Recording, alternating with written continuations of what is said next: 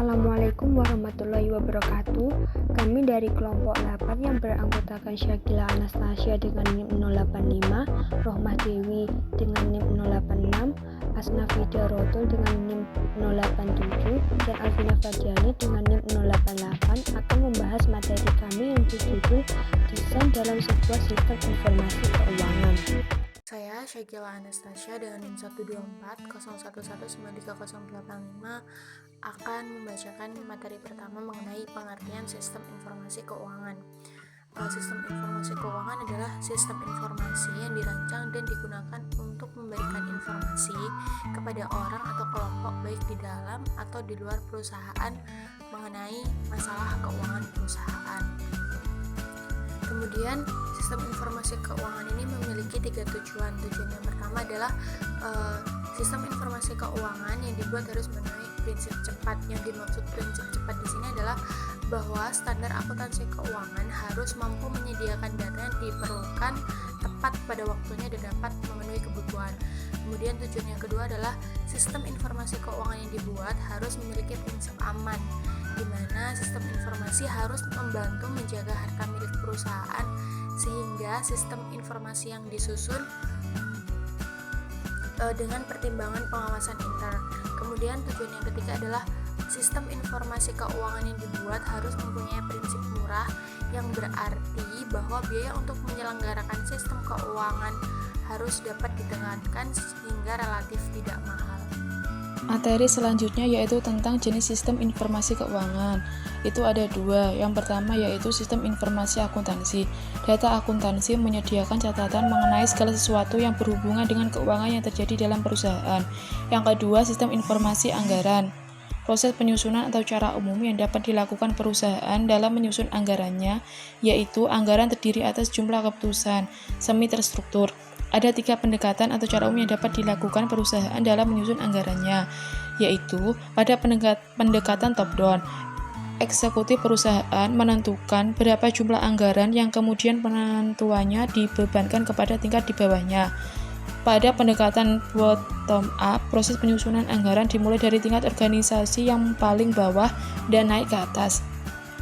Pada pendekatan partisipatif, orang akan menerima dana turut ambil bagian dalam penyusunan jumlah dana tersebut.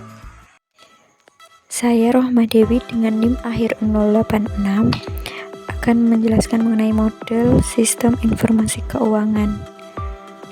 Model sistem informasi keuangan sudah terbentuk bagan yang isinya itu adalah subsistem input dan subsistem output. Pada subsistem input keuangan dibagi menjadi 3, yaitu yang pertama sistem informasi akuntansi. Sistem informasi akuntansi menyediakan data akuntansi yang berupa catatan mengenai segala sesuatu yang terjadi dalam perusahaan. Yang kedua, akuntansi adalah rekaman kegiatan organisasi dalam bentuk bahasa keuangan.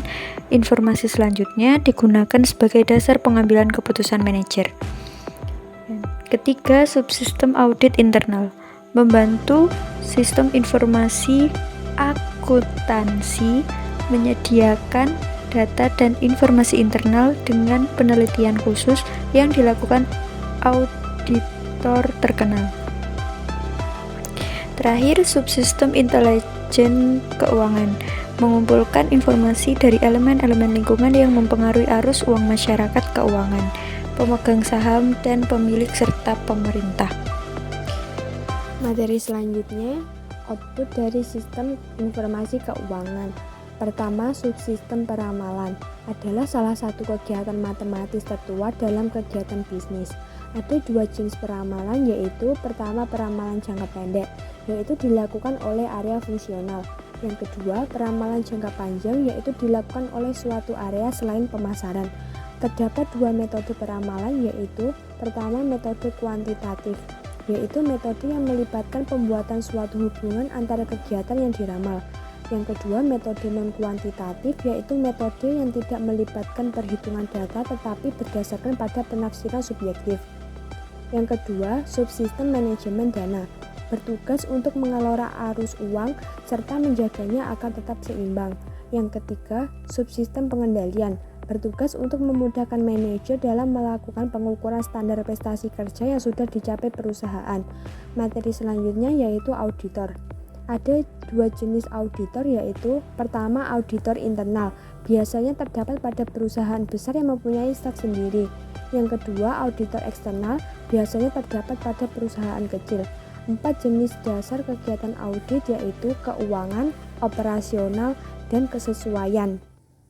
Sekian materi dari kelompok kami, ada kurang lebihnya mohon maaf. Wassalamualaikum warahmatullahi wabarakatuh.